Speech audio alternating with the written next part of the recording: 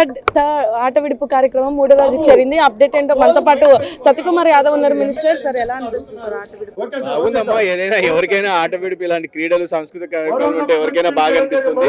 యువతకు కూడా ఒక సందేశం, అందరూ ఆరోగ్యంగా ఉండాలంటే క్రీడల పట్ల కొంచెం ఉత్సాహం పెంచుకోవాలా, ఎక్కువ క్రీడల్లో పాల్గొనాలా.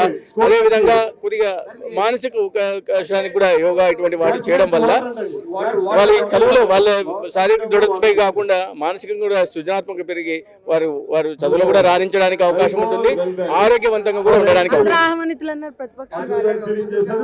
అది ఎవరి ఇష్టం వాళ్ళది. ఎందుకంటే ఇది అందరికీ సంబంధించింది, అన్ని పార్టీలకు సంబంధించిన ఎమ్మెల్యేలు, అన్ని పార్టీలకు సంబంధించిన ఎమ్మెల్యేసి కలిపి పెట్టింది.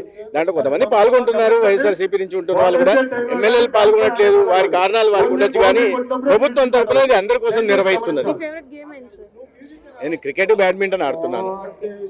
క్రికెట్, బ్యాడ్మింటన్ ఆయన ఫేవరెట్ గేమ్ అని చెప్పి అందరూ ఆహ్వానితులు అయినప్పటికీ కూడా కొంతమంది రాలేదని చెప్పడం జరిగింది. యూత్ కి కూడా ఈ క్రీడల మీద ఒక మంచి మెసేజ్ ఇవ్వడం వల్ల ఈ ఆట విడుపు కార్యక్రమం చాలా చక్కగా సాగుతుందని కూడా చెప్పడం జరిగింది. ఇది ఇక్కడ పరిస్థితి. వీడియో జర్నలిస్ట్ పవన్ తో బిందు, YK న్యూస్, విజయవాడ.